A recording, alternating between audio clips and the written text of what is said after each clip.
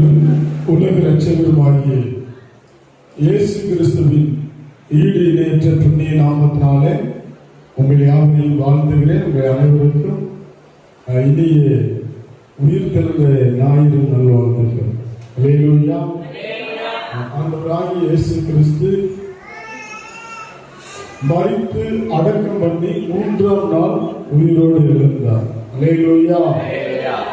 போன வெள்ளிக்கிழமை நாம அவரு சிலுவையில் அடைந்து அவரு சிலுவையில் பேசின 7 வார்த்தைகள் அவர் எப்படியெல்லாம் மரித்தார் என்று நாம் பார்த்தோம். பாருங்க, இயேசு மரித்ததும் அவர் அடக்கம் பண்ணப்பட்டதும் ஒரு விசேஷமான ஒரு காரியம் சொல்லப்பட்டிருக்கு. என்ன அப்படின்னா, பஸ்கா பண்டிகை அந்த ஞாயிற்றுக்கிழமை திரளான ஜனங்கள், எல்லாரும் சொல்லுங்க திரளான ஜனங்கள், நிறைய ஜனங்கள். அவரு ஓசன்னா உன்னத தேவனுக்கு ஸ்தோத்திரம், தேவனாலே வருகிறவரே உங்களுக்கு ஸ்தோத்திரம் என்று ஆர்ப்பரித்தார்கள். எல்லாரும் குருத்தோலைகளையும் மரக்கிளைகளையும் வெட்டி பயங்கரமா ராஜாதி ராஜன் கர்த்தாதி கர்த்தர் ஓசன்னா அப்படின்னு சொல்லி அவரை ஆர்ப்பரித்து உயர்த்தினார்கள். அந்த எருசலேம் நகர வீதியிலே கிட்டத்தட்ட எல்லா யூதர்களும் வந்திருந்தாங்க. பண்டிகைக்கு வந்திருந்து எல்லா யூதர்களும் அங்க வந்து, ஏன் அப்படின்னா லாசரு உயிரோடு எழுந்ததுனால அதை பார்த்திருந்த யூதர்கள் விசுவாசிச்சாங்க. அது நிமித்தமா மற்ற யூதர்கள் எல்லாம் விசுவாசிக்க ஆரம்பிச்சுட்டாங்க. பண்டிகைக்கு பஸ்கா பண்டிகைக்கு வந்தவங்க பூரா லாசருவையும் இயேசுவையும் பார்க்க வந்துட்டாங்க. பாருங்க, அந்த பவனி அல்லது அந்த ஊர்வலம் எப்படி இருந்ததுன்னா, அதை நம்ம படிக்கிறோம், ஒருவனும் ஒரு காலம் ஏறிடாத ஒரு கழுதை. அல்லேலூயா.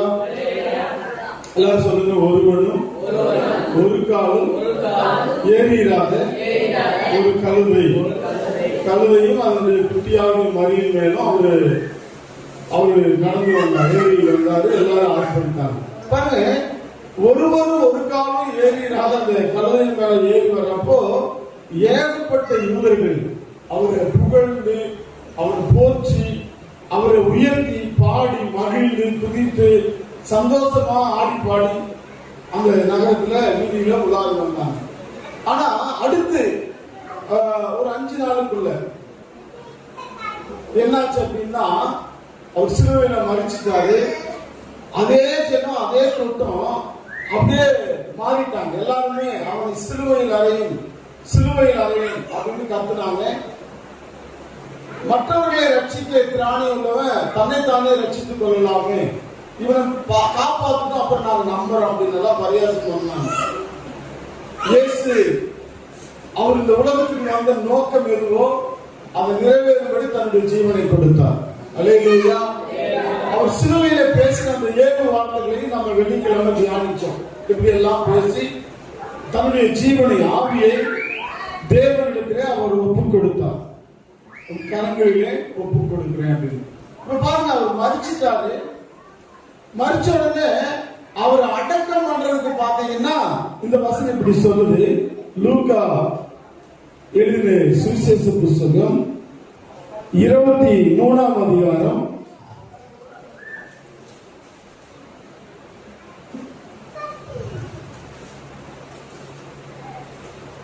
49, 50, 51 வசனங்களை நாம் வாசிப்போம். 51 வரைக்கும். அவருக்கு அறிமுகமானவர்கள் எல்லாரும் கலிலேயாவிலிருந்து அவருக்கு பின்சென்று வந்த ஸ்திரீகளும் தூரத்திலே நின்று இவர்களை பார்த்துக் கொண்டிருந்தார்கள். எதை?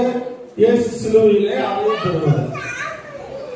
யோசேப்பு என்னும் பேர் கொண்ட ஒரு ஆலோசனைக்காரன் இருந்தான். அவன் உத்தமனும் நீதிமானுமாய் இருந்தான்.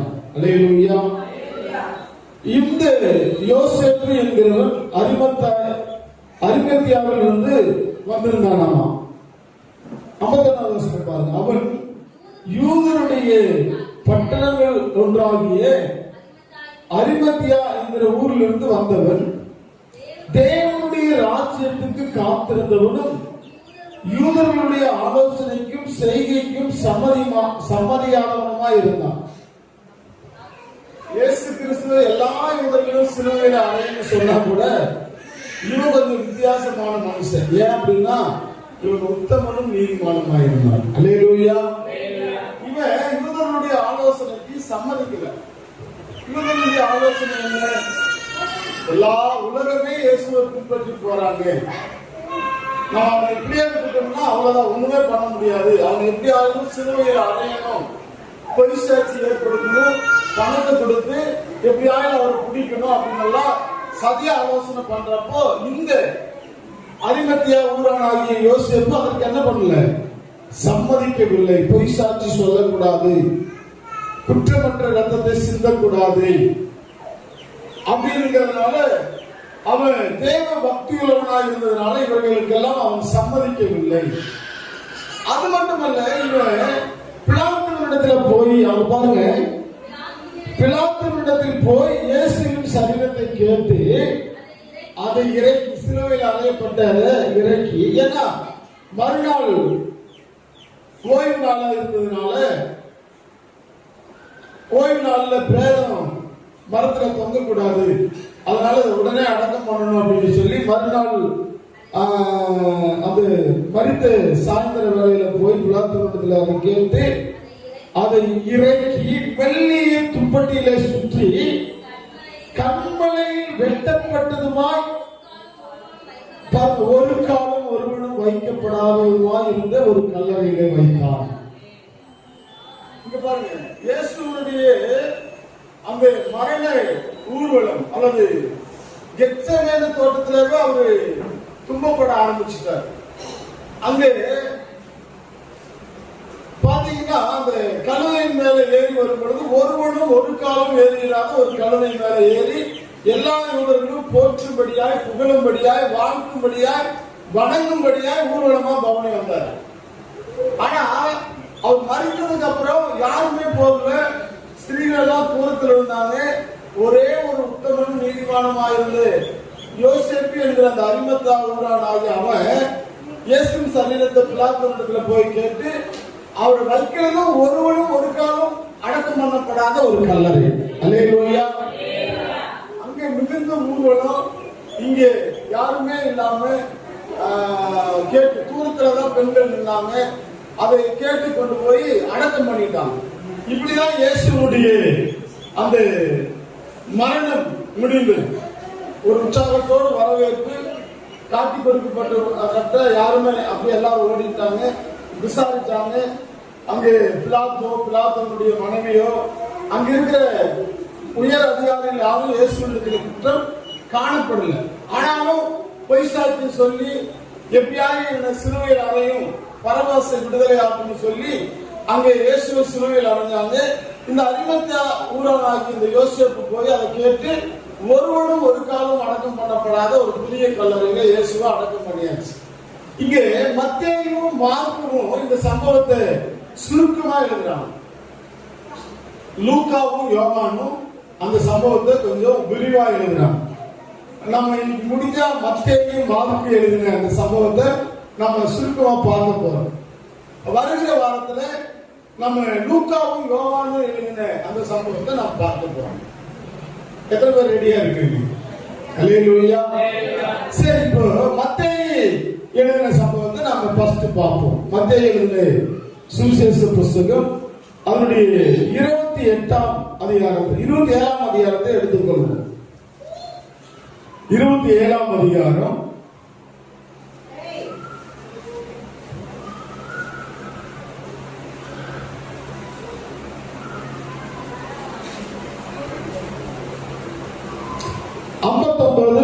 வசனங்களை படிப்போம். யோசேப்பு அந்த சரீரத்தை எடுத்து தூயதான, அதாவது தூய்மையான ஒரு மெல்லிய துப்பட்டியில சுற்றி தான் கண்மலையை வெட்டியிருந்த தன்னுடைய புதிய கல்லறையிலே அதை வைத்து கல்லறையின் வாசலில் ஒரு பெரிய கல்லை புரட்டி வைத்து போனான். இங்க பாருங்க, கல்லறை வாசலிலே ஒரு பெரிய கல்லை அந்த கல்லறைக்குள்ள வச்சுட்டு ஒரு பெரிய கல்லை அந்த கல்லறையில வச்சுட்டு போறான். எல்லாம் சொல்லுவாங்க பெரிய கல்லு. சரி, இத வைக்கிறப்போ அங்கே மகதலேனா மரியாளும் மற்ற மரியாளும் கல்லறைக்கு எதிராக உட்கார்ந்து இருந்தார்கள். இங்க பெண்கள் நிறைய பேர் அங்க இருந்தாங்க. பேரும் நம்ம கடந்த வாரத்துல செய்தியில பார்த்தோம். மறுதளிச்சுட்டு அவன் கொஞ்சம் அந்த இடத்த விட்டு போயிட்டான். சத்தியமனமும் சபிக்கவும் தொடங்கினான். அப்புறம் இயேசு முகத்தை பார்த்துட்டு மனஸ்தாபம் பண்ணிட்டு அந்த இடத்துல அவன் உள்ள மொத்தத்துல அங்கே இயேசு தனக்கு அன்பா இருந்து யோவானிடத்திலே தன்னுடைய தாயாரை ஒப்படைத்ததை நம்ம சிலுவையில பார்த்தோம். ஏன்னா வேற யாரும் அந்த சீசர்கள் இருக்க முடியாது, இருந்திருக்க மாட்டார்கள். அப்படி இருந்திருந்தாலும் இயேசுக்கு மிகவும் அன்பா இருந்த சீசர்களுக்கு அவருடைய தாயாரை ஒப்படைத்தார் அப்படின்னு நாம் பார்க்கிறோம். இப்ப பாருங்க, இங்கு கல்லறையிலே அடக்கம் பண்ணப்படும் பொழுது அங்க பெண்கள் மாத்திரம் அடக்கம் பண்ற இடத்தை பார்த்தாங்க. அங்க அடக்கம் பண்றது எப்படின்னு பார்த்தாங்க. அங்க பாருங்க அந்த வசனம், அங்கே மகதலேனா மரியாளும் மற்ற மரியாளும் கல்லறைக்கு எதிராக உட்கார்ந்து இருந்தார். மார்க் எழுதின புஸ்தகம் பாருங்க, மார்க் எழுதின சுவிசேஷ புஸ்தகம் 15ஆம் அதிகாரம் கடைசி பகுதியை பாருங்க, 46, 47.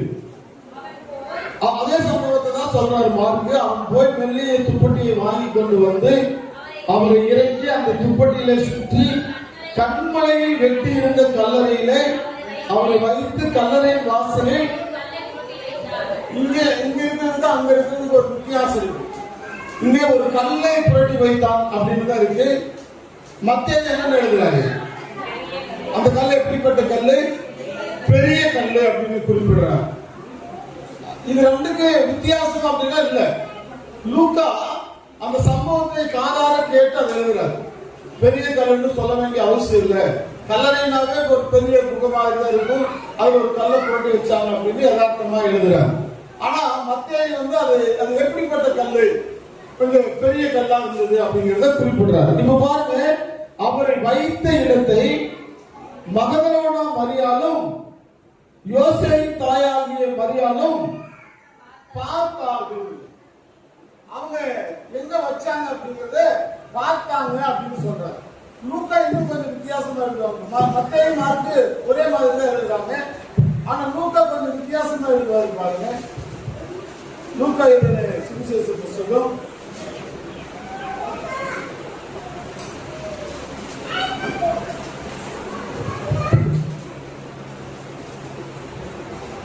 23, 55, 56. அவருடனே கூட வந்திருந்த ஸ்திரீகளும் பின் சென்று கல்லறையையும் அவருடைய சரீரம் வைக்கப்பட்ட விதத்தையும் பார்த்து, அல்லேலூயா. அதாவது கல்லறை வைக்கப்பட்ட இடத்தை பார்த்தாங்க அப்படிங்கிறதும் கல்லறையில வைக்கப்பட்ட விதத்தை பார்த்தார்கள் அப்படிங்கிறது வேறு. விதத்தைன்னா எப்படி எப்படி அடக்கம் பண்ணாங்க, அந்த கல்லை எப்படி எல்லாம் புரட்டி வச்சாங்க, அதெல்லாம் எப்படி இருந்தது, எல்லா சூழ்நிலைகளும் அவர் பார்த்தாங்க. ஒருவேளை நீங்க இப்படி யோசிச்சு பாருங்க, ஒரு பெரிய கல்லை, ஒருவேளை அங்க ஆண்கள் எல்லாம் பயந்துகிட்டு இயேசு பிடிக்கிறவங்க எல்லாம் அங்க இருந்தாலும் சில வேளையில அங்க இருக்கிற சேவகர்கள் அல்லது அங்க இருக்கிற வேற அதிகாரிகளை கொண்டு இந்த கல்லை புரட்டணும்னு சொல்லி எல்லாரும் சேர்ந்து அதை புரட்டி வச்சுக்கிட்டு அந்த விதத்தை எப்படி புரட்டி வச்சாங்க அப்படிங்கிற அந்த விதத்தை எப்படி அடக்கம் பண்ணாங்கிற விதத்தை எல்லாம் கவனிச்சு பாக்குறாங்க. நான் ஏன் இதை சொல்றேன் அப்படின்னா, கல்லை புரட்டி வச்சு மத்திய இன்னும் கொஞ்சம் இதை சொல்றாரு. ஏன்னா அங்க இருக்கிற பரிசேயர் சதுசேயர் இவங்க எல்லாம் போய் பிலாத்தவனிடத்துல போய் கேட்கிறாங்களாம். என்னன்னா, இந்த எத்தன் இயேசு கிறிஸ்துவ சொல்றாங்க. இயேசு கிறிஸ்து அந்த யூத மதத்தை பொறுத்த அளவுக்கு அவரு நம்பவே மாட்டாங்க, நம்பவே இல்லை கடைசி வரைக்கும். ஒரு சிலர் நம்பினாங்க, ஒரு சிலர் ஏற்றுக்கொண்டாங்க. அப்படி ஏற்றுக்கொண்டவங்க இவங்க என்ன பண்ணாங்க, கொடுமைதான் படுத்தினாங்க. ஆனா பாவத்திற்காக மாத்திரமல்ல, சர்வலோகத்தின் பாவத்தையும் நிவர்த்தி செய்ய இந்த பூமியிலே அவர் கிருபாதார பலியாய் வந்தார், தன்னுடைய உயிரையும் கொடுத்தார். அல்லேலூயா. இப்ப பாருங்க, அந்த ஜனங்களும் கேட்கிறாங்க, இந்த எத்த மறிச்சு 3 நாள் உயிரோடு எழுந்துறதுன்னு சொன்னா, உயிரோடு இருக்கிறப்ப அப்படி சொல்லிட்டு இருந்தா, ஒருவேளை அவங்களுடைய சீசர்கள் எல்லாம் வந்து இந்த பணத்தை ராவா களவாடிட்டு திருடிட்டு போயிட்டு அவங்க உயிர் தெரிந்தாருன்னு சொன்னாலும் சொல்லிடுவாங்க. அதனால இந்த கல்லுக்கு, அதாவது அந்த கல்லறையில பெரிய கல்லை வச்சாங்கல்ல, அந்த கல்லுக்கு சீல் வச்சு காவல் வைக்கணும் அப்படின்னு போய் பிலாத்து இடத்துல கேட்கிறாங்க.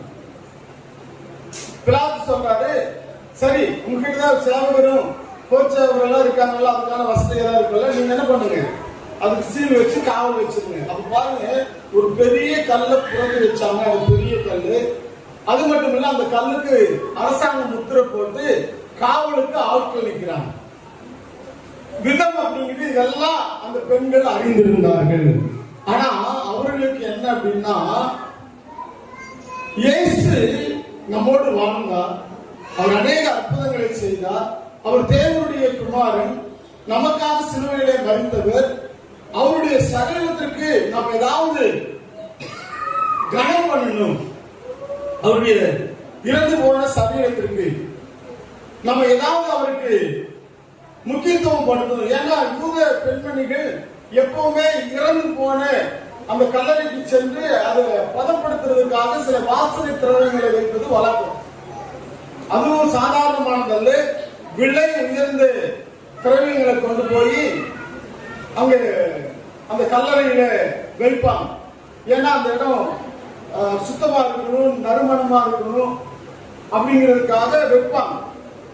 இவங்க பாருங்க, அந்த சிலுவையில் அறையப்பட்ட நாள்ல அந்த சாயந்தரமே எல்லாத்தையும் ரெடி பண்ணி வச்சுட்டாங்க. அல்லேலூயா. அப்படிதான் சொல்றாரு பாருங்க,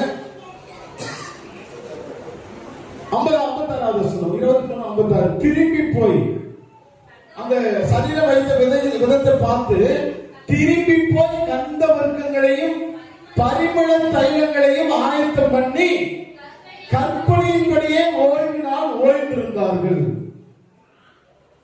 எல்லாத்தையும் ரெடி பண்ணிட்டாங்க. ஓய்வு நாள் என்பது யூத முறைப்படி எந்த நாள் ஓய்வு நாள்? சனிக்கிழமை தான் ஓய்வு நாள். வெள்ளிக்கிழமை அவங்க அடக்கம் பண்ணப்பட்டு அப்பவே வந்து என்ன பண்ணிட்டாங்க பாருங்க, ரெடி பண்ணி வச்சுட்டாங்க, ஆயத்தம் பண்ணி வச்சிருந்தாங்க. எதுக்கு?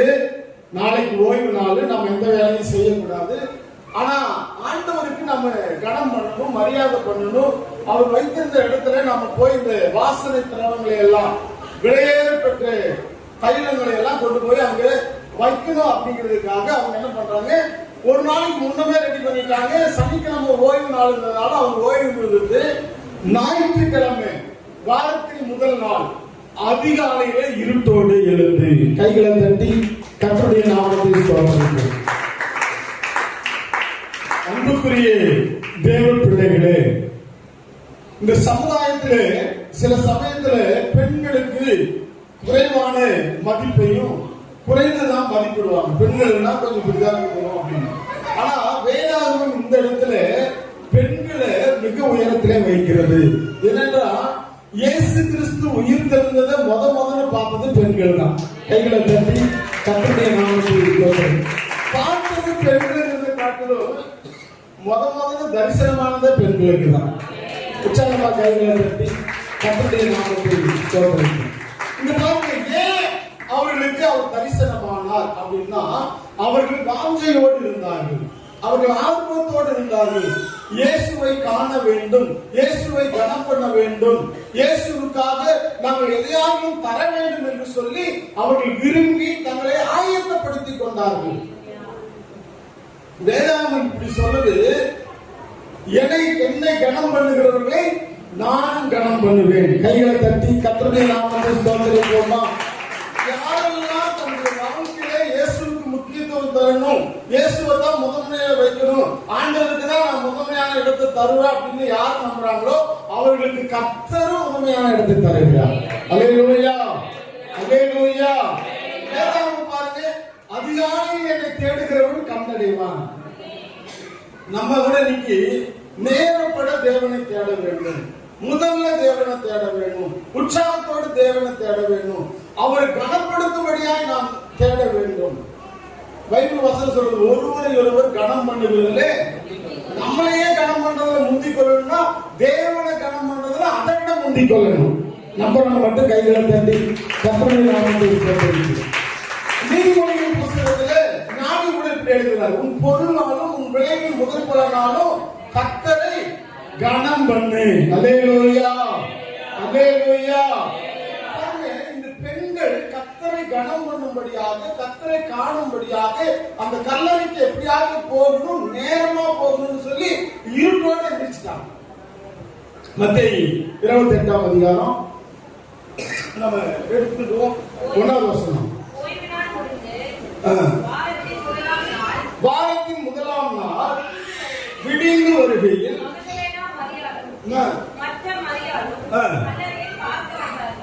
சரி கவனிங்க, ஓய்வு நாள் முடிந்த பின்பு அவங்க எப்ப ஆயத்தமானாங்க? ஹலோ,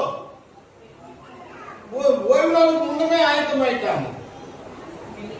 ஓய்வு நாள்ல எதுவுமே செய்யல, தேவனை கனம் பண்ணி ஆராதனை முறைமைகளை கடைபிடிச்சாங்க. ஆனா அந்த வாரத்தின் முதல் நாளாகிய ஞாயிற்றுக்கிழமை விடிய காலையில் அதிகாலமே நேரோடு எடுத்து ஓய்வு நாள் முடிந்து வாரத்தின் முதல் நாள் விடிந்து வருகையில் கொஞ்சம் முன்னமே, சூரிய உதயத்துக்கு முன்னமே விடிய காத்தால அல்லது விடிய பொழுதுல நேரமே அநேக பெண்கள், அந்த மகதலேனா மரியாளும் மற்ற மரியாளும் இன்னும் சில பெண்கள் கல்லறையை பார்க்க வந்தார்கள். கவனிங்க, அங்க கல்லறையை பார்க்கணுங்கிற எண்ணம், அங்க அவங்க ஒருவேளை அந்த நடன தைலங்களை எல்லாம் வச்சுக்கிட்டு ரெடி பண்ணுறதை வச்சுக்கிட்டு அங்க போய் கல்லறைக்கு போகணும் அப்படிங்கிறதுனால எந்திரிச்சு வந்துட்டாங்க. ஏதோ ஒரு எண்ணத்துல எந்திரிச்சு வந்துட்டாங்க. இப்ப கவனிங்க, ஏற்கனவே நாம பார்த்தோம் அந்த கல்லறை வைக்கப்பட்ட விதத்தை எல்லாம் அவங்க என்ன பண்ணிருந்தாங்க, அறிந்திருந்த பார்த்திருந்தாங்க. அது பெரிய கல்லு அப்படின்னு. இப்பதான் அந்த கல்லறை வர்றப்பதான் என்ன ஆகுது அப்படின்னா, கேளுங்க, இதுக்கு ஒரு நிமிஷம் இருங்க.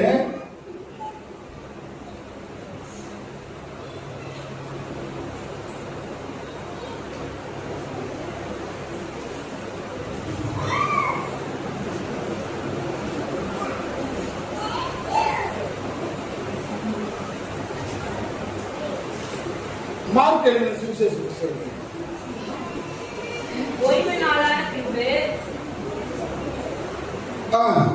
மகதலேனா மரியாளும் யாக்கோபின் தாயாகிய மரியாளும் சாலேமே என்பவளும் இவர்கள் கல்லறையை பார்க்க வந்தார்கள். அப்படின்னு அங்க இருக்கு. இங்க எதுக்கு கல்லறையை பார்க்க வந்தாங்க அப்படின்னா, அவருக்கு சுகந்த வர்க்கம் எடுப்படி அவைகளை வாங்கிக் கொண்டு வாரத்தின் முதலாம் நாள் அதிகாலையிலே சூரியன் உதயமாகிற போது கல்லறை இடத்தில் வந்து கேளுங்க, எல்லாத்தையும் ரெடி பண்ணி எல்லாத்தையும் வாங்கிட்டு வந்துட்டாங்க. எதுக்காக?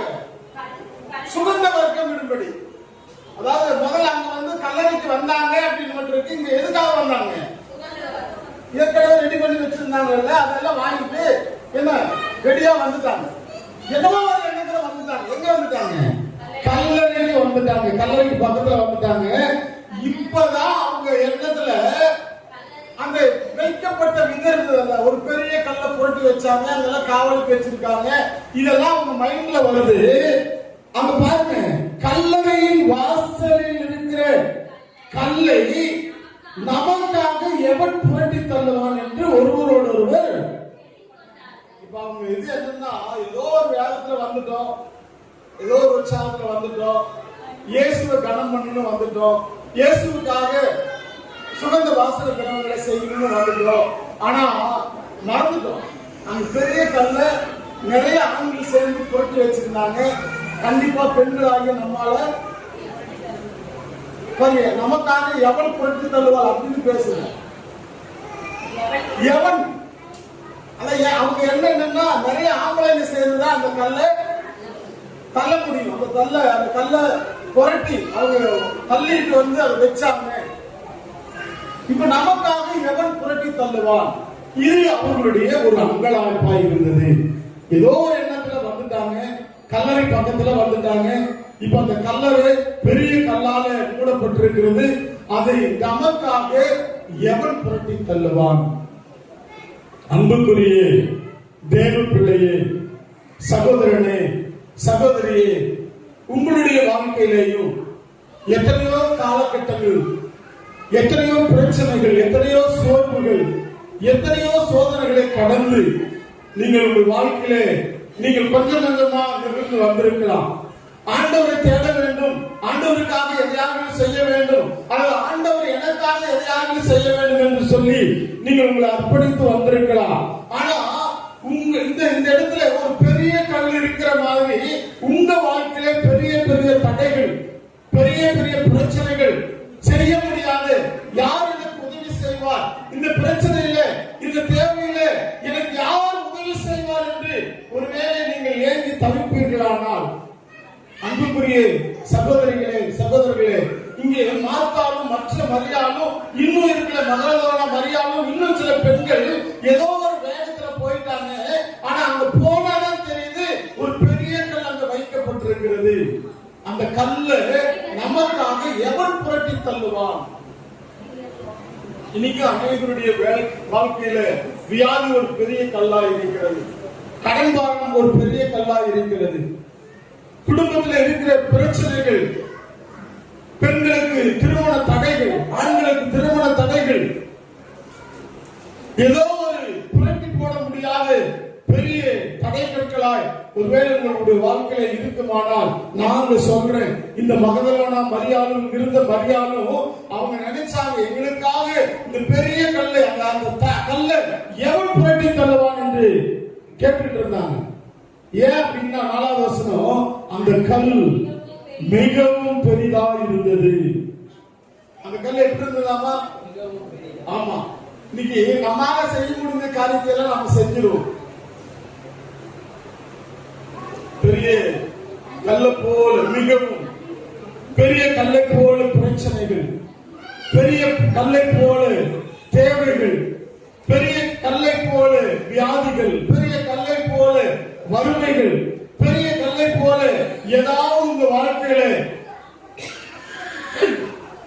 தடைகள்லாம் இருக்குமானால், எனக்காக இதை யார் புரட்டி போடுவார்கள், யார் இதை செய்வார்கள் என்று நீங்கள் நினைப்பீர்களானால், நான் உங்களுக்கு சொல்கிறேன். மத்தேயு 28ஆம் அதிகாரத்தை எடுத்துக்கொள்வோம். 28ஆம் அதிகாரம். இங்கே அவங்க நினைக்கிறதுக்குள்ள, அங்க போறதுக்குள்ள என்னாச்சு அப்படின்னா, இவங்க அங்க போய் தான் நினைக்கிறாங்க எனக்காக இதை யார் புரட்டி போடுவாங்கன்னு. இவங்க அங்க போய் தான் நினைக்கிறாங்க. ஆனா நான் நினைக்கிறேன், அவங்க அந்த போகணும்னு புறப்பட்டாங்க பாத்தீங்களா, அப்பவே ஆண்டவர் தம்முடைய தூதனை அனுப்பி பெரிய கல்லை புரட்டி போட்டார்.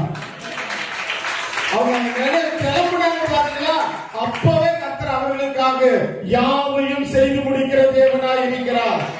நீங்க கர்த்தரை தேடணும்னு நினைச்சீங்கன்னா போதும், கர்த்தருக்காக எதையாவது செய்யணும்னு நினைச்சா போதும், கர்த்தரை நீங்க பார்க்கணும்னு நினைச்சா போதும், உங்களுக்காக கர்த்தர் யாவையும் செய்து முடிக்க வல்லவராய் இருக்கிறார். நீங்கள் நினைப்பதற்கும் வேண்டுவதற்கும் அதிகமான கிரியைகளை செய்கிறவர் தேவன். ஒருவேளை நீங்க நினைக்கலாம், இந்த கல்லு பெருசு, இந்த பிரச்சனை பெருசு, இந்த பாரம் பெருசு, இந்த வியாதி பெருசுன்னு ஒருவேளை நீங்க நினைக்கலாம். ஆனா வேதம் சொல்லுகிறது, உலகத்தில் இருக்கிறவனை பார்க்கிறோம், உங்களுக்குள்ள இருக்கிறவர் பெரியவர். அவர் சர்வ வல்லமையுள்ளவராய் இருக்கிறார். சங்கீதம் 138 8வது வசனம் சொல்லுகிறது, கர்த்தர் எனக்காக யாவையும் செய்து முடிப்பார். பக்கத்துல இருக்க பார்த்து சொல்லுங்க, கர்த்தர் உங்களுக்காக யாவையும் செய்து முடிப்பார். அங்க அவங்க கல்லறைக்கு போறதுக்கு முன்னாலே என்ன நடந்ததுன்னா, மத்தேயு 28ஆம் அதிகாரம் சம்பவம் பாருங்க. அதாவது விடிந்து வருகையில அவங்க பார்க்க போனாங்க, பார்க்க வந்தார்கள்.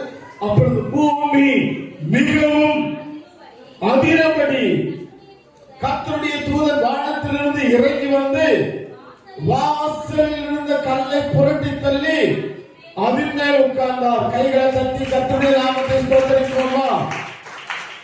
எங்க உங்க பிரச்சனை எதுவோ அதை புரட்டி தள்ளி அதை கீழாக்கி அதன் மேல உட்கார்ந்த தேவன் பெரியவராய் இருக்கிறார். உங்கள் பிரச்சனைகளை ஆண்டவர் தம்முடைய பாதங்களுக்கு கீழாக மாற்றி போடுவார். நீங்க எதெல்லாம் பிரச்சனை பெருசுன்னு நினைக்கிறீங்களோ நல்ல தேவன் பெரியவராய் இருக்கிறார். அல்லேலூயா. கர்த்தர் தம்முடைய தூதனை அனுப்பி மிகுந்த ஒரு சத்தம் பாருங்க. அந்த கல் உடனே புரண்டுருச்சு. அது மேல ஏறி உட்கார்ந்துட்டு இருக்காரு. அங்க என்னாச்சு பாருங்க. அவருடைய ரூபம் மின்னல் போலவும் அவருடைய வஸ்திரம் உறைந்த மலையை போலவும் வெண்மையாகவும் இருந்தது. பாருங்க, காவலர்கள் ஒரு பிரச்சனைனா காவலர்கள் அவனுக்கு பயந்ததினால் திடுக்கிட்டு செத்தவர்கள் போலானார்கள். கைகளை தட்டி கர்த்தருடைய நாமத்தை சொல்லுங்கள். உங்க சத்துருக்கள், உங்களுக்கு எதிராக இருப்பவர்கள், அல்லது நீங்கள் ஆண்டவரை தேடும்போது உங்களுக்கு யாரெல்லாம் தடையா இருக்காங்களோ, நீங்க தேவனுக்காக எழுப்பி பிரகாசிக்கும் பொழுது அவர்கள் ஒரு தடையும் பண்ண முடியாது. அவர்கள் செத்தவர்களே போல ஆவார்கள். நீங்க வேணா அவங்க பெருசா நினைச்சிருக்காங்க, அவங்க அப்படி பண்ணிடுவாங்க, இவங்க இப்படி பண்ணிடுவாங்க, இவங்க இப்படி பண்ணிடுவாங்க. அவங்க ஒண்ணுமே பண்ண முடியாது. அவங்க உங்களை பார்த்துதான் பயந்துட்டு இருப்பாங்க. ஏன்னா உலகத்தில் இருக்கிறவனை காட்டிலும் உங்களுக்குள்ளே இருக்கிறவர் பெரியவராய் இருக்கிறார். அல்லேலூயா, அல்லேலூயா. பாருங்க, ஒரு இமை பொழுதுல எல்லாமே மாறிடுச்சு. அங்க ஒரு திறந்த வாசல அவங்க ஏறிட்டு பாக்குறப்போ அங்க திறந்த வாசலா இருந்தது. பாருங்க, லூக்கா மத்த மார்க் புத்தகம் எடுத்து பாருங்க. கல்லறைக்குள் எல்லாம் அந்த பார்த்த நமக்காக எவர் புரட்டி தள்ளுவாங்க என்று ஒருவர் சொல்லிக் கொண்டார்கள். அந்த கல் மிகவும் பெரிதாக இருந்தது. அவர்கள் ஏறிட்டு பார்க்கிற போது அது தள்ளப்பட்டிருக்க கண்டார்கள். அல்லேலூயா. அங்க போனதுக்கு அப்புறம் தள்ளல, இவங்க போனதுக்கு முன்னாலே அங்க தள்ளப்பட்டிருந்தது. நான் சொல்றேன் பாருங்க, இவங்க போனதுக்கு அப்புறம் தள்ளல, இவங்க போனதுக்கு முன்னால நமக்காக இந்த கல்லை எவன்டா புரட்டி போடுவான்னு போயிட்டு கல்லறை பார்த்தா அந்த கல்லறை ஆல்ரெடி என்ன பண்ணிருந்தது. கர்த்தர் உங்களுக்கு முன்பாக திறந்த வாசனை வைத்திருக்கிறார். ஒருவரும் அதை பூட்ட முடியாது. கர்த்தர் உங்களுக்காக யாவையும் செய்வார். அப்படி சர்வ வல்லமை உள்ள தேவனாய் இருக்கிறார். பாருங்க, இந்த பெண்கள் ஆர்வத்தோடு, ஆசையோடு, ஆவலோடு முதலாவதாக தேவனை பார்க்கணும் அப்படிங்கிற ஒரு எண்ணத்தோடு போனதுனாலதான் கர்த்தர் முதலாவது அவர்களுக்கு தரிசனமானார். இப்ப இந்த உயிர்த்தெழுதல் நாளிலே நீங்கள் அறிந்து கொள்ள வேண்டிய செய்தி, யாரெல்லாம் முதல்ல தேவனை தேடணும்னு நினைக்கிறீங்களோ, யாரெல்லாம் தேவனுக்கு முதல்ல மகிமையை கனத்தை கொடுக்கணும்னு நினைக்கிறீங்களோ, யாரெல்லாம் தேவனை முக்கியப்படுத்துறீங்களோ அவர்கள் வாழ்க்கையில தேவன் உங்களை முக்கியப்படுத்துவார். உங்களுக்கு தரிசனமாவார். உங்க தேவைகளை எல்லாம் சந்திப்பார். உங்களுக்காக கர்த்தர் யாவையும் செய்து முடிப்பார். அல்லேலூயா, அல்லேலூயா, அல்லேலூயா. பாருங்க, அந்த செய்தி தான் நாம் பார்க்கணும். அங்கே பெண்கள் முதல்ல போகணும்னு நினைச்சாங்க. அவர்களுக்கு தான் ஆண்டவர் தரிசனமானார். இன்னும் அடுத்த செய்தி நாம் என்ன பார்க்கிறோம் அப்படின்னா, இரண்டாவது செய்தி பாருங்க. மார்க் எழுதின சுவிசேஷ புத்தகம் பயங்கரமான முன்னோடிகள், அப்போஸ்தலர்கள் என்று சொல்லக்கூடியவர்கள், இயேசுவோடு வாழ்ந்தவர்கள் எத்தனை பேர்? 12 பேர். அவங்கதான் அப்போஸ்தலர்கள். அவர்கள் தான் முக்கியமானவங்க. அவங்கதான் இயேசுவோடு 3.5 வருஷம் கூடவே சுத்தினாங்க. அதுல ஒருத்த மட்டும் காசாசு பிடிச்சதுனால அவர் காட்டி கொடுத்துட்டு மனந்திருந்தா, ஆனா என்ன பண்ணல, இயேசு இடத்துல வராம அவனுக்கு மனசுல குற்றப்பட்டு, ஐயோ நான் தப்பு பண்ணிருக்கேன் அப்படின்னு சொல்லி நாண்டு கொண்டு செத்தான் அப்படின்னு பாக்குறோம். இப்போ அவன் வந்து இல்லாம இவங்க 11 பேர் இருக்காங்க. கவனிங்க, இவங்க 11 பேர் இருந்தோடனே இவங்க செத்ததை வந்து செத்துட்டாங்க, ஆண்டவர் இல்ல அப்படிங்கிறது இவங்களுடைய எண்ணம். இனிமேல் நம்ம என்ன பண்றது? குழம்பி போயிட்டாங்க. ஏன்னா 3 வருஷம் கூட இருந்தாங்க. ஆண்டவர் அவங்களுக்கு சொல்லியிருந்தார், நான் மறித்து 3ஆம் நாள்ல சொல்லியிருந்தார் உயிரோடு எழுப்புவேன் அப்படின்னு. ஆனா செத்த உடனே அந்த துன்பத்துல, அந்த டென்ஷன்ல இவங்க அதெல்லாம் மறந்துட்டு நம்மள பாதுகாத்தா போதும் சொல்லி ஒழிச்சிட்டு இருக்காங்க. இப்போ அந்த பெண்கள் பார்த்துட்டு வந்து கர்த்தர் உயிரோடு இருக்கிறாருன்னு சொல்றாங்க. அல்லேலூயா, அல்லேலூயா. மார்க் எழுதின சுவிசேஷ புத்தகம் வரலாறு நம்ம இந்த எத்தனை பேருக்கு தரிசனமானாங்கிறத நம்ம பார்க்கிறோம் இந்த சமயத்துல. இப்போ மார்க் 16ஆம் அதிகாரம் பாருங்க.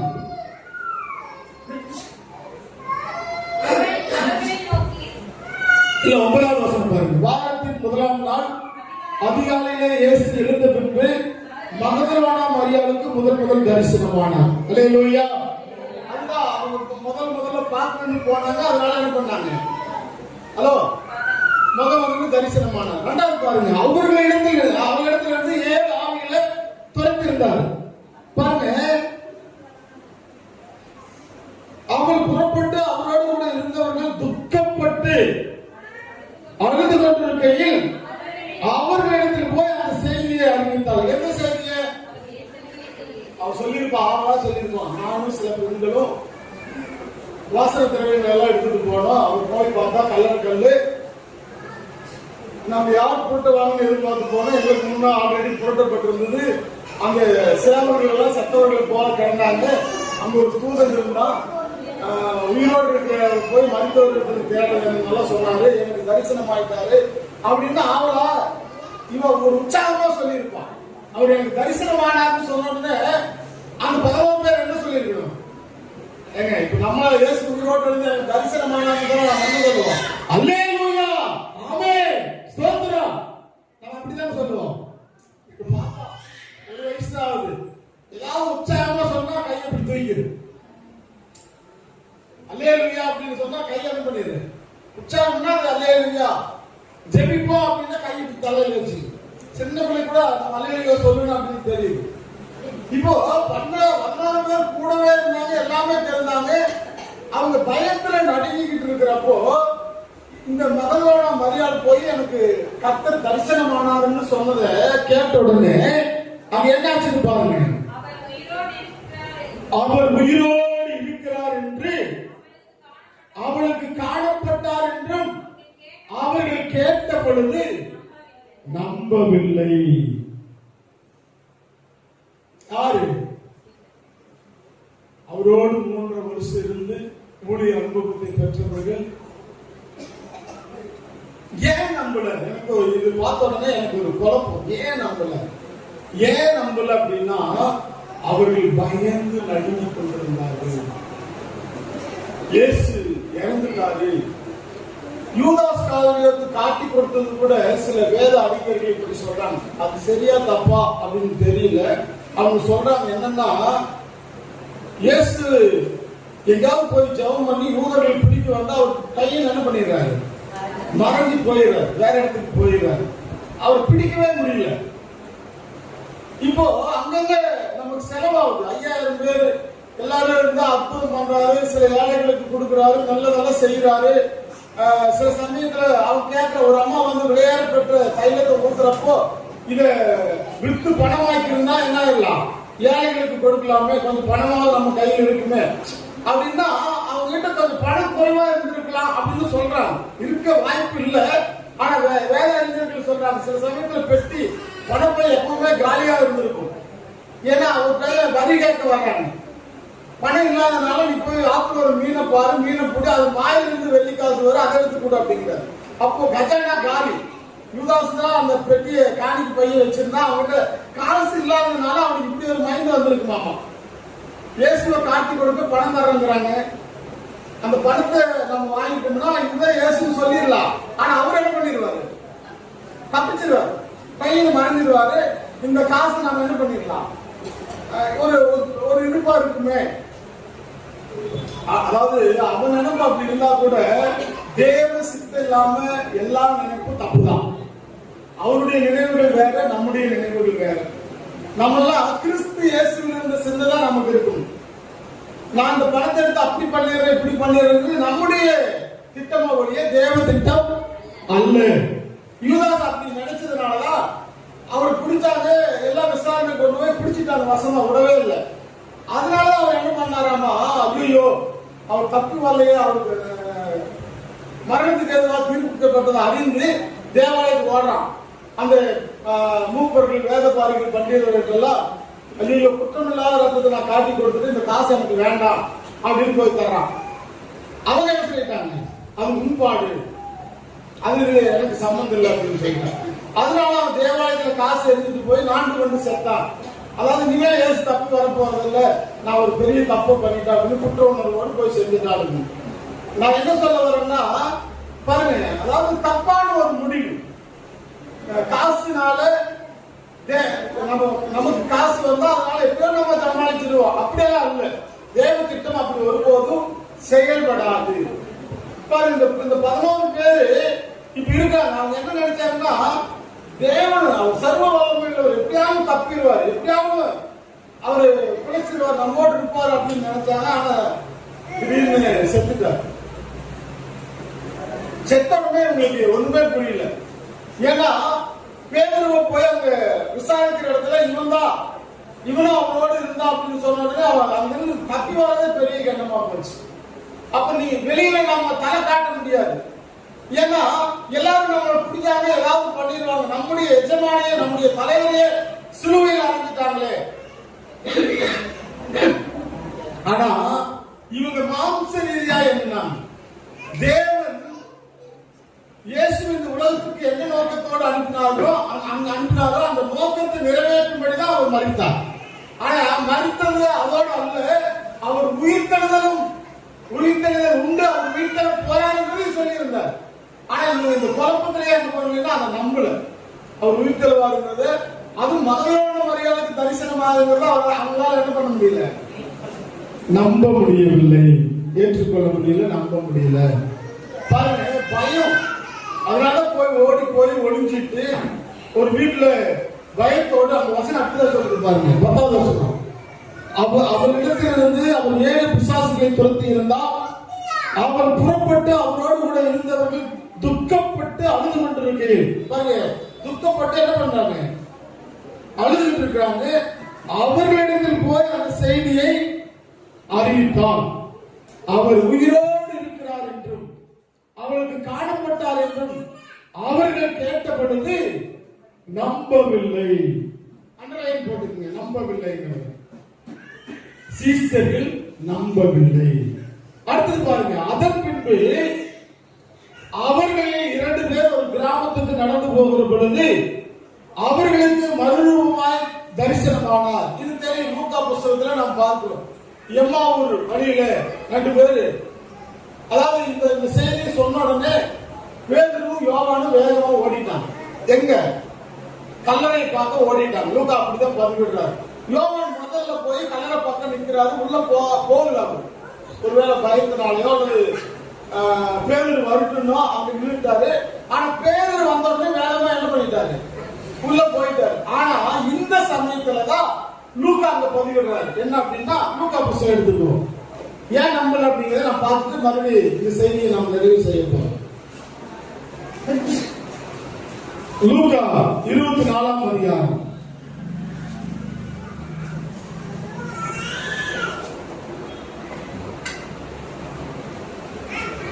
சரி, தயவு செய்து கவனிங்க. 2வது வசனம் 24:2. கல்லறை அடைத்திருந்த கல் புரட்டி தள்ளப்பட்டிருந்ததை கண்டு உள்ளே பிரவேசித்து கர்த்தராகிய இயேசு சரீரத்தை காணாமல் அதை குறித்து மிகுந்த கலக்கமடைந்திருக்கையில் பிரகாசம் உள்ள வஸ்திரம் தரிந்த 2 பேர் அவர்கள் அருகிலே நின்றார்கள். அந்த ஸ்திரீகள் புறப்பட்டு தலை கவிழ்ந்து தலையை நோக்கி நிற்கையில் அந்த 2 பேரும் அவர்களை நோக்கி, உயிரோடு இருக்கிறவர்களை நீங்கள் மருத்துவரிடத்தில் தேடுகிறது என்ன? அவர் இங்கே இல்லை, அவர் உயிர்த்தெழுந்தார். கைகளை கட்டி கர்த்தருடைய நாமத்தை சொல்லுங்கள். பெண்களுக்கு மகளான மரியாதைக்கு தரிசனமான விதம். மனுஷகுமாரன் ஏன் அவர் உயிர்த்தெழுந்தார்னா, மனுஷகுமாரன் 7வது வசனம் பாருங்க. மனுஷகுமாரன் இயேசு கிறிஸ்து பாவிகளான மனுஷர் கையில் ஒப்புக் கொடுக்கப்படவும் சிலுவையில் அறையப்படவும் 3ஆம் நாளில் எழுந்திருக்கவும் வேண்டும் என்பதாக அவர் கலிலேயாவில் இருந்த காலத்தில் உங்களுக்கு சொன்னதை நினைவு கூறுங்கள் என்றார். அல்லேலூயா. அவர் உயிரோடு இருக்கிறப்பவே சொல்லிட்டார், பாவிகள் கையில் ஒப்புக் கொடுத்து சிலுவையில் அறையப்பட்டு மரித்து 3ஆம் நாள்ல நான் உயிரோடு எழும்புவேன் அப்படின்னு சொல்லிட்டார். அதை நினைவு கொள்ளுங்கள் என்றார்கள். அப்பொழுது அவர்கள் அவருடைய வார்த்தைகளை நினைவு கூர்ந்து கல்லறை விட்டு திரும்பி போய் இந்த சங்கதிகளை எல்லாம் 11 மற்ற எல்லாருக்கும் அறிவித்தார்கள். நம்ம நாட்களை பார்த்தோம்ல அந்த சம்பவம் அறிவிக்கிறப்போ இவைகளை அப்போஸ்தலருக்கு சொன்னார்கள். மகதலேனா மரியாளும் யோவானாலும் யாக்கோபின் தாயாகிய மரியாளும் இவர்களுடனே கூட இருந்த மற்ற ஸ்திரீகளுமே, இவங்க எல்லாமே சேர்ந்து சொல்றாங்க, இவருடைய வார்த்தைகள் அவர்களுக்கு வீண் பேச்சாக தோன்றினதனால் அவர்கள் இவர்களை நம்பவில்லை. ஏன் நம்பலையாமா? இன்னைக்கு நிறைய பேர் பொம்பளைனா எப்பவுமே வாயாடிதான், பொம்பளைனா எப்பவுமே இப்படிதான் பேசுவாங்க, பொம்பளைனா இப்படிதான், பொம்பளை பொட்ட கோழி கூட்டி பொண்ணு விடியுமா அப்படிலாம் பழமொழி சொல்லுவாங்க. பொம்பளை பேச்சு சபை ஏறுமா? இங்கே அப்போஸ்தலர்கள் பெண்கள் சொல்றதுனால இவங்க எப்ப பார்த்தாலும் இப்படிதான் சொல்லுவாங்க அப்படின்னு சொல்லிட்டு அவங்க பேச்சு வீண் பேச்சாய் தோன்றினது. அதனாலதான் அவங்க என்ன பண்ணல, ஒரு சமயத்துல அவங்களுக்கு பயமா இருந்ததுனால, பயம் ஒழுங்கிட்டு இருக்கிறதுனால நம்பல. அவங்க பேச்சு வீண் பேச்சா இவங்க சும்மாதான் சொல்லுவாங்கன்னு நம்பல.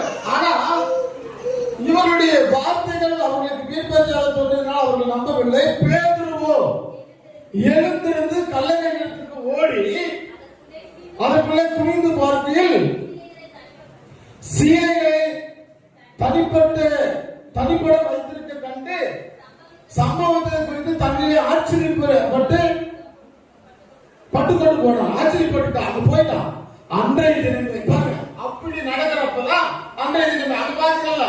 அதுக்கப்புறம் 2 பேருக்கு தரிசனமானா. இது ஒண்ணு மட்டும் நம்ம சொல்லி நிறைவு செய்யணும். அதாவது இதுல நிறைய காரியங்கள் இருக்கு. முதல்ல போய் தேடுனதுனால தரிசனமானா அவர்களுக்காக கர்த்தர் பெரிய ஒரு அற்புதத்தை செய்து வைத்திருந்தார், திறந்து வைத்திருந்தாரு. போய் பார்த்தாங்க அப்படின்னு பார்த்தோம். இப்போ 2 பேர் வழியில போறாங்க. அன்றைய தினமே அவர்களில் 2 பேர் எருசலேமுக்கு 7 அல்லது 8 மைல் தூரமான எம்மாவு என்னும் கிராமத்துக்கு போனார்கள். ஒரு கிராமத்துக்கு போறாங்க. எத்தனை பேர் போறாங்க? 2 சீசர்கள். இது இவங்க 11 பேர்ல 2 பேரா இருக்கலாம். ஆனா இவங்களுக்கு நம்ம வேத அறிஞர்கள் எல்லாம் சொல்றது எம்மாவு சீசர்கள். எம்மாவூர் வழியா போனாங்க. ஆனா அவங்க அந்த ஊருக்காரங்களா இருக்கலாமோ இல்லையோ தெரியல. அந்த எம்மாவூர் வழியா அங்க போனாங்க. அப்படி போறப்போ எருசலேமுக்கு 7 அல்லது 8 மைல் தூரம் தான் இருந்தது. அப்படி போகையில் 14 வசனம் பாருங்க, இந்த வர்த்தமானங்கள் யாவையும் குறித்து அவர்கள் ஒருவரோடு ஒருவர் பேசிக் கொண்டார்கள். எதை பத்தி? இயேசு சிலுவையில் அறையப்பட்டதை பத்தி.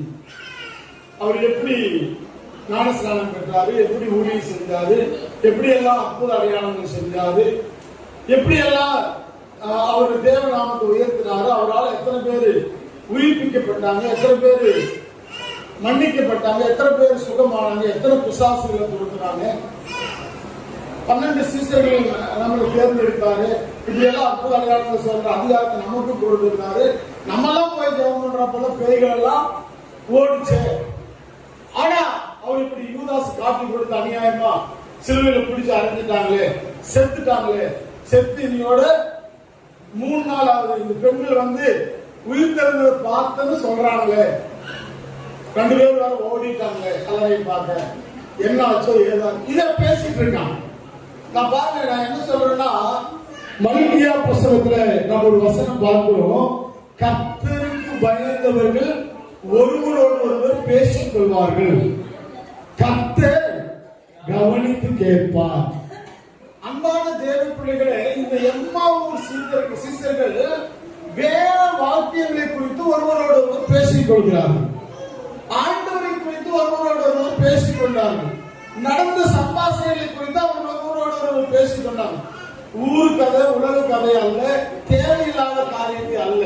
தேவ பிள்ளைகளாகிய நீங்கள் வேதத்தையும் ஆண்டவரை பற்றியும் அதிக அக்கறையுள்ளவராய் அவரே நீங்கள் தியானிப்பீர்களானால், நான் சொல்றேன், கர்த்தர் உங்களோடு பேசுவார், உங்களுக்கு தரிசனமாவார், உங்களோடு இடைப்படுவார், உங்களுக்காக யாவற்றையும் செய்து முடிப்பார். நம்ம நிறைய டைம் என்ன பண்றோம், வேதத்தை அதிகமா பேசுறதை விட உலக கதை, ஊர் கதையெல்லாம் பேசுறோம். தீமைக்கு அப்போஸ்தலனாகிய பவுல் சொல்றார், சீர்கேடான கிழவிகளின் வீண் பேச்சுகளுக்கு நீங்க என்ன பண்ணாதீங்க, செவி சாய்க்காதீங்க. கட்டுக்கதைகளுக்கு நீங்க செவி சாய்க்காதீங்க, அதெல்லாம் கேட்காதீங்க அப்படிங்கிறார். அப்போ இந்த எம்மாவூர் சீசர்கள் பாருங்க, ஒருவர் பேசிட்டாங்களா? என்ன பேசுறாங்க பாருங்க. 37 அக்கிரமக்காரிகள் ஒருவராக, சாரி 13 பாருங்க, அவர்கள் 2 பேர் எருசலேமுக்கு ஏறிருந்து எம்மாவு என்னும் கிராமத்திற்கு போனார்கள். போகையில் இந்த வர்த்தமானங்கள் யாவை குறித்து அவர்கள் ஒருவரோடு ஒருவர் பேசிக் கொண்டார்கள். இப்படி அவர்கள் பேசி சம்பாஷித்துக் கொண்டிருக்கையில் இயேசு நாமே அவர்களுடனே கூட நடந்து போனார். கைகளை தட்டி கர்த்தருடைய நாமத்தை ஸ்தோத்திரிக்கிறோம். நீங்க எப்பவுமே வேதத்தை பத்தி, ஆண்டவரை பத்தி, ஆண்டவருடைய நாமத்தை மகிமைப்படுத்துறதை பத்தி பேசுனீங்கன்னா கர்த்தர் உங்களோடு இருப்பார். எங்கே 2-3 பேர் என் நாமத்தினாலே கூடி இருக்கிறீங்களோ அவங்க மத்தியிலே நான்.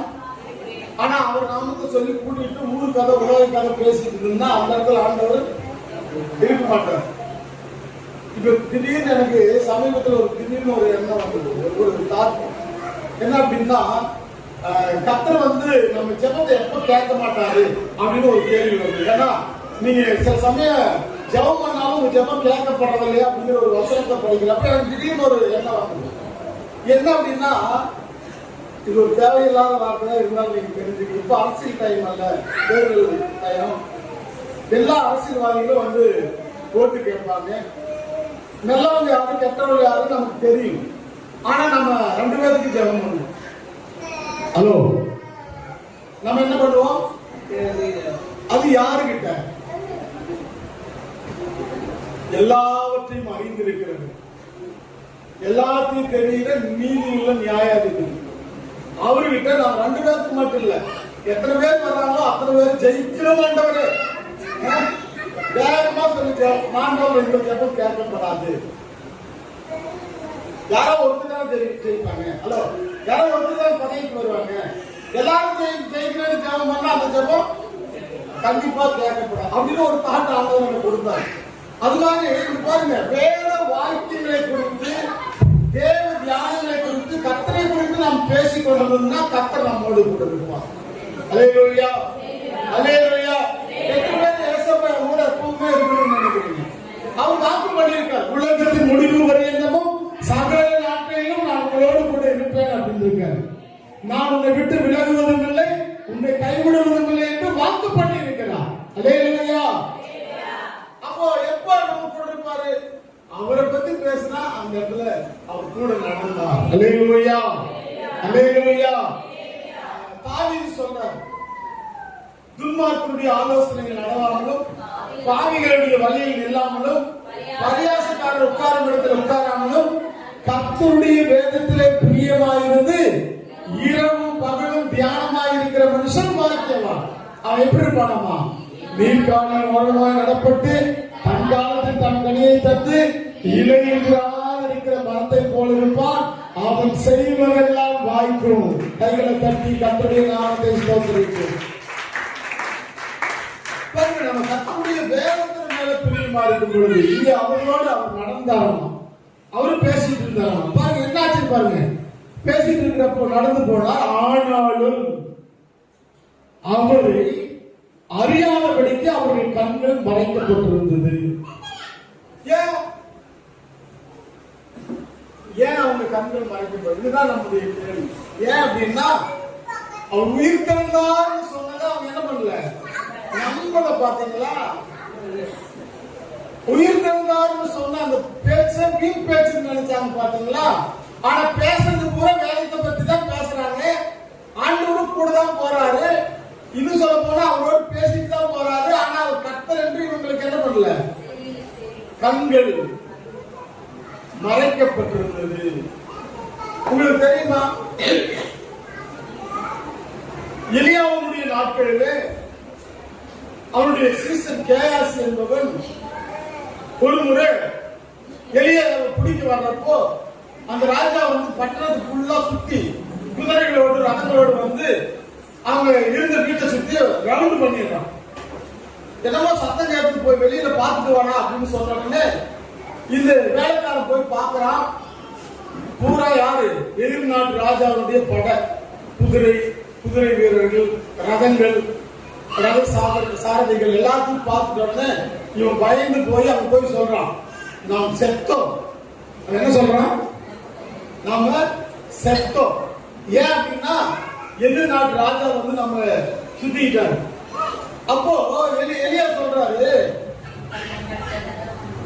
இவருடைய கண்களை ஆண்டவரே நீங்க திறந்துருங்க. அல்லேலூயா. வேலைக்காரனுடைய கண்களை.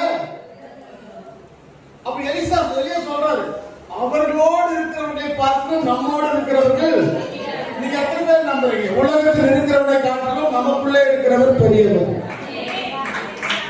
சில சமயத்தில் நம்முடைய கண்கள் திறக்கப்படல, நம்ம பார்க்கறதில்லை. பார்க்காதனால நம்ம என்ன பண்றது இல்லை,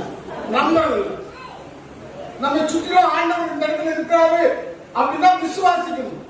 நான் சொல்லல, இந்த இடத்துல ஆண்டவர் இருக்காரு நான் நம்புறேன். ஏன் அப்படின்னா எங்கே 2-3 பேர் நாமத்தினாலே கூடி இருக்கிறீர்களோ அவர்கள் மத்தியிலே நான் வாசம் பண்ணுவேன் இருப்பேன் என்று கர்த்தர் சொல்லி இருக்கிறார். அதனால இந்த இடத்துல அவர் இருப்பார் என்று நான் நம்புறேன். அது இல்லாம இந்த இடத்துல செய்யப்படுற ஜெபத்துக்கு அவருடைய கண்கள் திறந்தவர்களாகவும் அவருடைய செவிகள் கவனிக்கிறவர்களாக இருக்கிறது என்று அவர் வாக்கு பண்ணியிருக்கிறார். அதனால இந்த இடத்துல என்ன ஜெபத்தை கேட்டாலும் எந்த வேண்டுதலை வச்சாலும் கர்த்தர் நிறைவேற்ற வல்லவராக இருக்கிறார். எத்தனை பேர் நம்புறீங்க?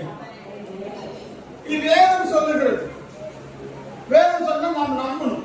இப்ப பாருங்க, நமக்குள்ள இருக்கிற ஒரு பெரியவர் நம்ம சுற்றி அவர் பாளையம் விரிந்திருக்கிறார். நம் பாதம் கல்லு இடாதபடி அவருடைய தூதர்களுக்கு கட்டளையிட்டு இருக்கிறார். நம்ம கீழே விழாம பாதுகாப்பாங்க, ஏந்துவாங்க, சுமப்பாங்க, தப்பு வைப்பாங்க வேதம் சொல்லுகிறது. ஆனா நம்ம நம்புறதில்லை. இப்போ எலியா சொன்னாரு, இந்த வேலைக்காரனுடைய கண்களை திறந்துள்ளது. இப்ப கண்கள் திறந்த உடனே அவன் பார்க்கிறா, இவர்களை பார்க்கணும் பின்னால் பேக்ரவுண்ட்ல அக்கினிமயமான குதிரைகளோடும் நகரங்களோடும் திரளான தூதர்கள் நிற்கிறாங்க. அல்லேலூயா. இப்ப நம்ம பேச்சு என்னன்னா, நம்ம நம்பாத வரைக்கும் தேவனுடைய வல்லமையை நம்ம உணர போவதே இல்லை, நமக்கு விளங்க போவதே இல்லை. என்னதான் பிரசங்கம் பண்ணாலும் என்னதான் ஜெபம் பண்ணாலும் விசுவாசம் இல்லாத ஜெபம் வீண். விசுவாசம் இல்லாமல் எதை கேட்டாலும் பெற்றுக்கொள்ள முடியாது. நம்ம நம்பிக்கை, நம்ம நம்பணும். பாருங்க, இங்க இயேசு கூட போறாரு, ஆனா அவர் இயேசு என்று அவர்களால என்ன பண்ண முடியல. அவர்கள் கண்கள் இருளடைந்திருந்தது. ஏன்னா அவர்கள் விசுவாசத்திலே குருடர்களாக இருந்தார்கள். எனக்கு அன்பான தேவ பிள்ளைகளே, நீங்கள் ஆவிக்குரிய கண்கள் திறக்கப்பட வேண்டும். தேவனை அறிய வேண்டும் என்றால், தேவனுடைய சத்தியத்தை அறிய வேண்டும் என்றால், தேவன் உங்கள் மனக்கண்களை அவர் பிரகாசம் உள்ளதாய் மாற்ற வேண்டும். பிசாசு உங்கள் கண்களை குருடாக்கி வைத்திருக்கிறார். நிறைய பேர் ஏன் விசுவாசிக்கிறதுன்னா அவங்க மனதளவுல குருடா இருக்கிறார். நம்புறதுல பாத்தீங்களா? அதனால ஆண்டவரே கூட இருந்தாலும் அவர் ஆண்டவர் என்று அவர்களால் என்ன பண்ண முடியாது, அறிந்து கொள்ள முடியாது. இப்ப பாருங்க, அறியாமலே நடந்துட்டே இருக்காங்க. நடக்கிறது மட்டும் இல்ல, அவரோடு பேசுறாங்க. என்ன பேசுறாங்க பாருங்க. அவர் போலாம கேட்கிறாரு. என்ன கேட்கிறாரு? 16. ஆனாலும் அவரை அறியாதபடிக்கு அவர்கள் கண்கள். பக்கத்துல பார்த்து சொல்லுங்க, நீங்க நம்புறீங்களா? நீங்க நம்பாம இருந்தீங்கன்னா உங்க கண்கள் குருடா இருக்கும். ஜாக்கிரதை. ஒரு ஐ டெஸ்ட் பண்ணணும். ஐ டெஸ்ட்ங்கிறது இருக்கு.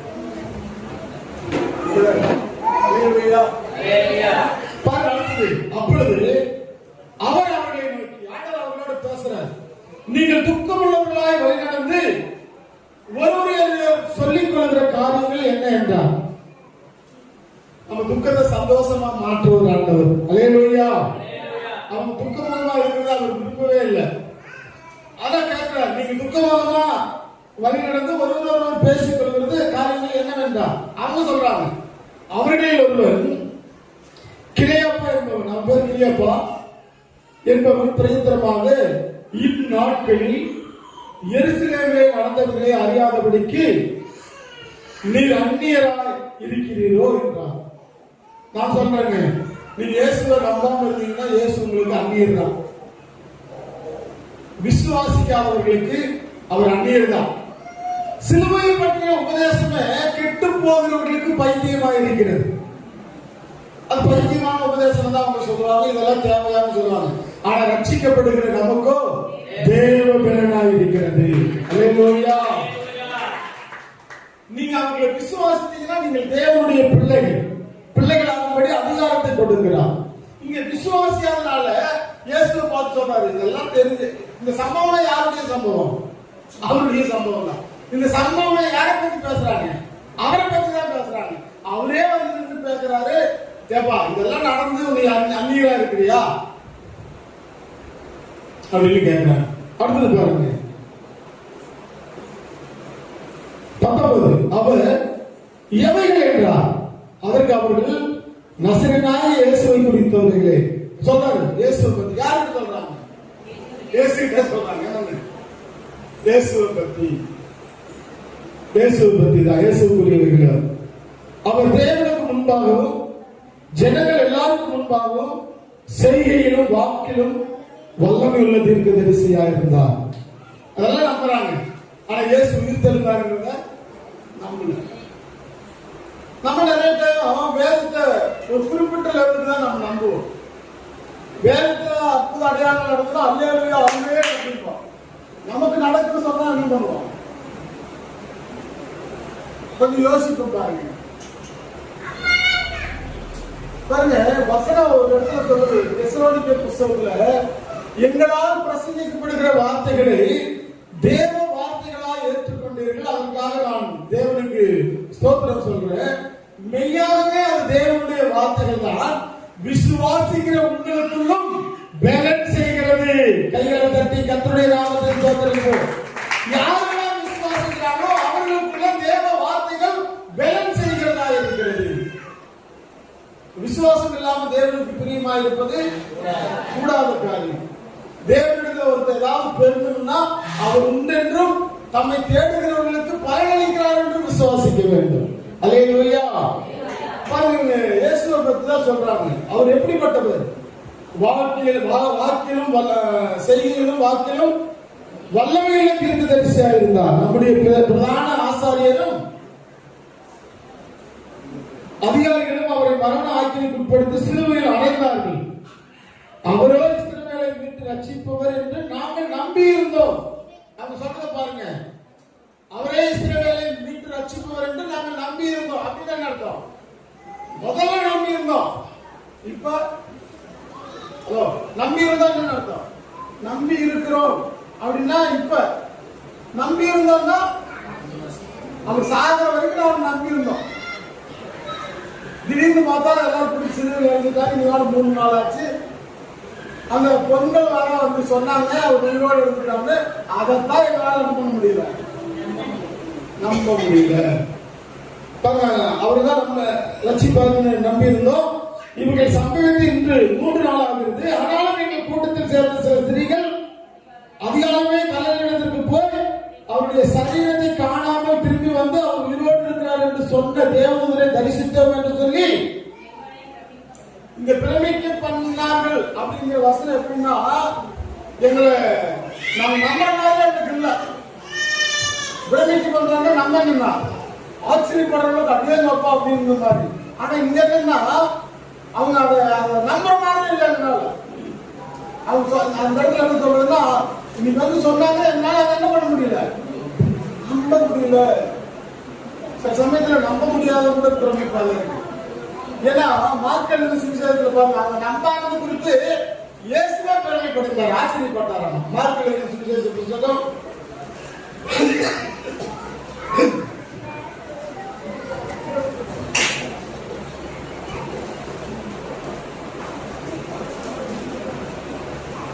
13-14 பாருங்க.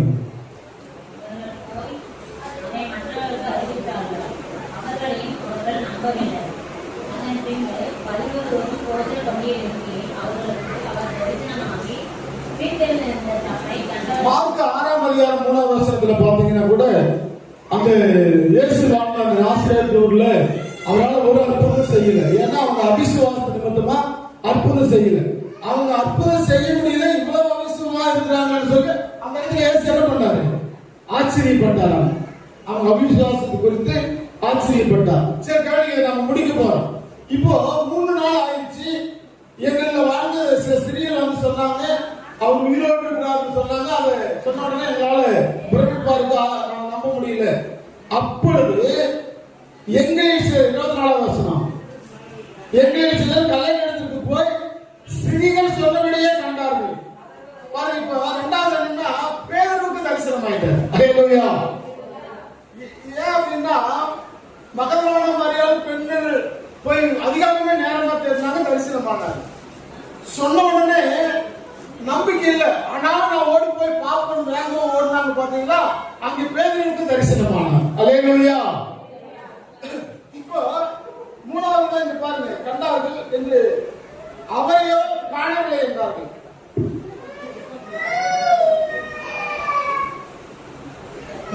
அப்பொழுது அவர் அவர்களை நோக்கி தீர்க்கதரிசி சொன்ன யாவையும் விசுவாசிக்கிறதுக்கு புத்தி இல்லாத மந்த இதயம் உள்ளவர்களே இங்கே கடிந்து கொள்வதை நாம் பார்க்கிறோம். தீர்க்கதரிசிகள் சொன்ன யாவையும் விசுவாசிப்பதற்கு முடியாத மந்த இருதயம் உள்ளவர்கள், புத்தியிலே மந்த இருதயம் உள்ளவர்கள், புத்தி இல்லாத. பாருங்க, தீர்க்கதரிசிகள் சொன்னது வேதத்தில் எடுக்கப்பட்டது எல்லாத்தையும் நம்ம நம்பணும். இந்த வேத வசனம் பரிசுத்த ஆவியானவர்களால பரிசுத்த மனிதர்களை கொண்டு எழுதப்பட்டது.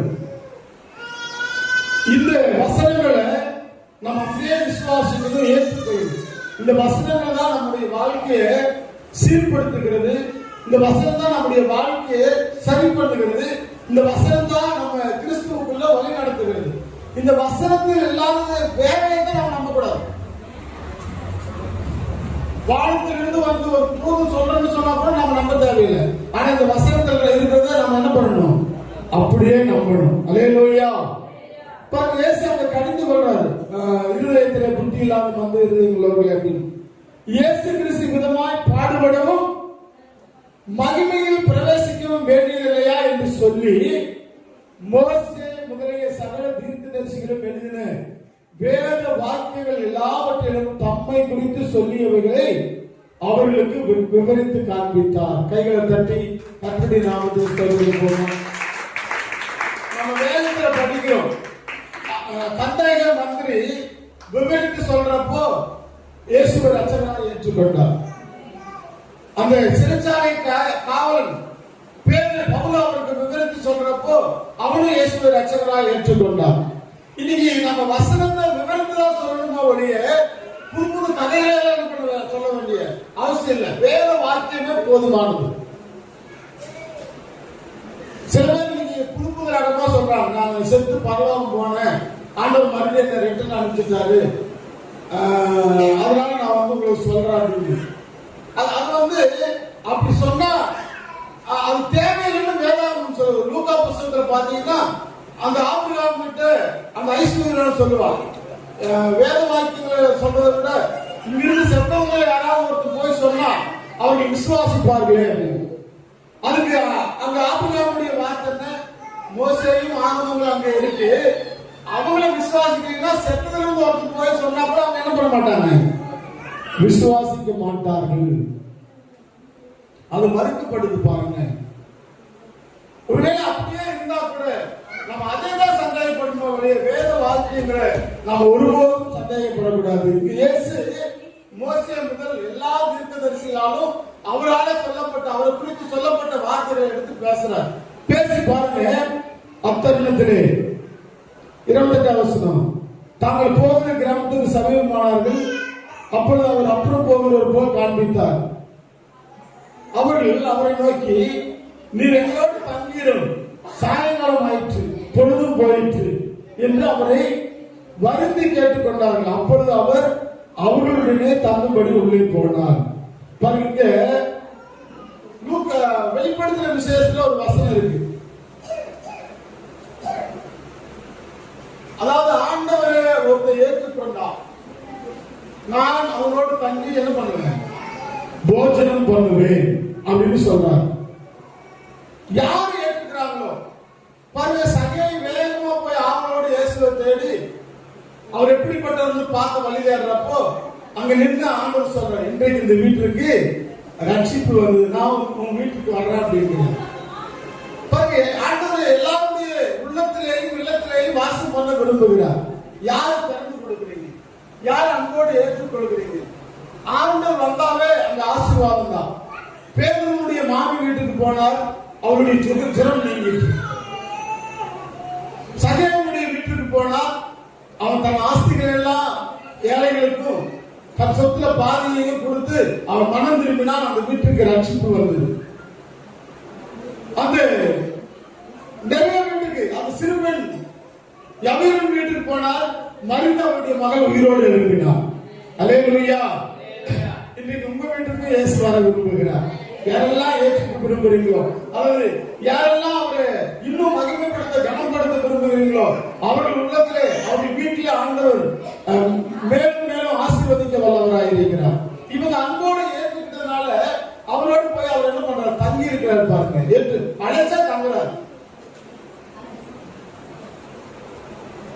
பாருங்க மறுபடி அங்க தங்கி 30வது வசனம், அவர்களோடு அவர் பந்தி இருக்கையில் அவர் அப்பத்தை எடுத்து, அல்லேலூயா. இது எத்தனை நாளைக்கு முன்ன நடந்தது? இப்பதான் ஒரு 4 நாளைக்கு முன்னதான் நடந்தது.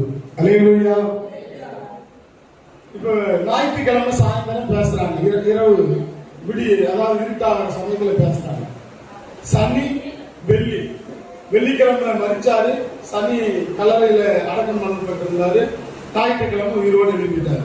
இப்போ நம்ம 3ஆம் நாள் உயிரிழந்தார் அப்படின்னா அடக்கம் பண்ணப்பட்டது அர்த்தம் இல்ல, அவர் செத்தனையில இருந்துதான் கரெக்ட். வெள்ளிக்கிழமை, சனிக்கிழமை, ஞாயிற்றுக்கிழமை உயிரோடு எடுத்தார். அப்போ காட்டி கொடுக்கப்பட்ட அந்த ராத்திரினா வியாழக்கிழமை தான் அவங்களுக்கு ஒரு ஸ்டைலா அப்பம் வைக்கிறத கற்றுக் கொடுத்தாரு. அப்பம் எடுத்து அந்த துணியை கட்டிட்டு அவங்க காலையில எல்லாம் நினைச்சு ஒரு தண்ணியை கொடுக்குறப்ப அவங்க அதை என்னை நினைவு கூறும்படி இதை செய்யுங்கள் அப்படின்னா, என் மரணத்தை நினைவு கூறும்படி இதை செய்ய, அந்த ஒரு ஸ்டைல் அது வந்து அவருதான் அதை செய்ய முடியும், அவருதான் அதை செஞ்சார். அப்பம் விற்கிறப்போ அவங்க பாருங்க, சாப்பிடுறப்போ அவர் ஆசீர்வதித்து, அவர் அப்பத்தை எடுத்து ஆசீர்வதித்து அதை பிட்டு அவர்களுக்கு கொடுத்தார். நான் உங்களுக்கு அன்போடு சொல்றேன், எப்பெல்லாம் நம்ம கர்த்தருடைய பந்தியில கலந்து கொண்டு அவர் பங்கு பெறுகிறோமோ நம்முடைய கண்கள் திறக்கப்படுகிறது, நாம் ஆசீர்வதிக்கப்படுகிறோம். இயேசுவினுடைய ரத்தம் நமக்குள்ளாய் பாய்கிறது, இயேசு நமக்குள்ளே வாசம் பண்ணுகிறார் என்பதை நாம் அறிந்து கொள்கிறோம். வழிநடுக வந்தாங்க, வழிநடுக வசனத்தை பற்றி சொன்னாங்க, எல்லாத்தையும் பேசினாங்க. ஆனா அவர் யார் என்று அறிந்து கொள்ள முடியல. ஏன்னா அவங்க இருதயத்தில் ஒரு அந்தகாரம் இருந்தது, கண்கள் குருடாகப்பட்டிருந்தது. ஆனா இங்கே அந்த அப்பத்தை விட்டு அவர்களுக்கு வாங்கி கொடுக்கிறப்போ அப்பொழுது அவருடைய கண்கள் திறக்கப்பட்டு கைகளை தட்டி கர்த்தருடைய நாமத்தை ஸ்தோத்திரிக்கிறோம். திருவிழாவிலே கண்கள் திறக்கப்படுகிறது. அவரை அறிந்தார்கள், உடனே அவர் அவர்களுக்கு மறைந்து போனார்.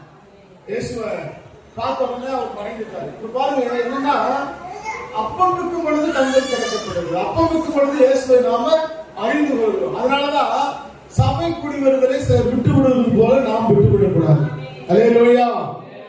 ஏன்னா இயேசு அந்த நாளிலே வராது வைங்க, நாம் ஆசீர்வாதத்தை இழந்துடுவோம், இயேசுனுடைய பிரசன்னத்தை இழந்துடுவோம், இயேசுனுடைய மகிமையை இழந்துடுவோம். அதனாலதான் நம்ம அவரை ஆராதிப்பதை நாம் ஒருபோதும் குறைவிடக்கூடாது. சரி கேளுங்க, இப்ப அவங்க சொல்ற வார்த்தை பாருங்க, 32. அப்பொழுது அவர்கள் ஒருவரை ஒருவர் நோக்கி, வழியிலே அவர் நம்முடைய பேசி வேத வாக்கியங்களை நமக்கு விலக்கி காட்டின போது நம்முடைய இருதயம் நமக்குள்ளே கொழுந்து விட்டு எரியவில்லையா என்று சொல்லிக்கொண்டு அந்நேரமே எழுந்து எருசலேமுக்கு திரும்பி போய் 11 அவர்களோடு இருந்தவர்களும் கூடியிருக்க கண்டு, இப்பதான் சொல்றார், கர்த்தர் மெய்யாகவே உயிர்த்தெழுந்து சீமோனுக்கு தரிசனமானார் என்று அவர்கள் சொல்ல கேட்டு வழியிலே நடந்தவர்களையும் அவர் அப்பத்தை பிற்கையில் தாங்கள் அவரை அறிந்து கொண்டதையும் விவரித்து சொன்னார்கள். அல்லேலூயா, அல்லேலூயா. பாருங்க, அப்பம் விற்கும் பொழுது கண்கள் திறக்கப்பட்டது. சரி, இப்ப நம்ம பார்க்கிறோம் இங்க என்ன அப்படின்னா, நேரமா ஆவலா போய் தேர்ந்தவர்களுக்கு தரிசனமானார், வேகமா ஓடி போய் தேர்ந்தவர்களுக்கு தரிசனமானார், வழிநடுக அவர்களை பற்றியே பேசுபவர்களுக்கு தரிசனமானார். அன்புக்குரியவர்களே, நீங்களும் நானும் நம்முடைய வாழ்க்கையில கர்த்தரை அதிகமாய் ஆவலாய் தேடுவோம். கர்த்தர் நம்மோடு என்றைக்கும் இருப்பார். கர்த்தர் உயிர் தெழுந்தவர் இன்றைக்கும் ஜீவிக்கிறார், இன்றைக்கும் ஜீவிக்கிறார். நம்ம ஆபத்து காலத்தில் அவரை நோக்கி கூப்பிட்டா நாம் அறியாததும் நமக்கு எட்டாததுமான பெரிய காரியங்களை செய்வார். நம்ம நடக்கிறப்போ, நம்ம வாழ்கிறப்போ, நம்ம பேசுறப்போ எல்லா சமயங்களையும் கர்த்தர் நம்மோடு கொண்டிருக்கிறார். ஏன்னா அவர் வாக்கு பண்ணியிருக்கிறார், உலகத்தின் முடிவு பரியந்தமும் சகல நாட்களிலும் நான் உங்களோடு இருக்கிறேன். இதனுடைய தொடர்ச்சி வர வாரத்தில் பார்ப்போம். மகதலேனா மரியாளுக்கு, பேதுருக்கு, இந்த எம்மாவூர் சீசருக்கு தரிசனமான ஆண்டவர் நம்மோடு எப்பொழுதும் வாழ்ந்து நம்மை ஆசீர்வதிக்க வல்லவராக இருக்கிறார். கர்த்தர் தாமே உங்களை ஆசீர்வதிப்பாராக. நம்ம எழுந்து நின்று ஜெபம் பண்ணலாமா?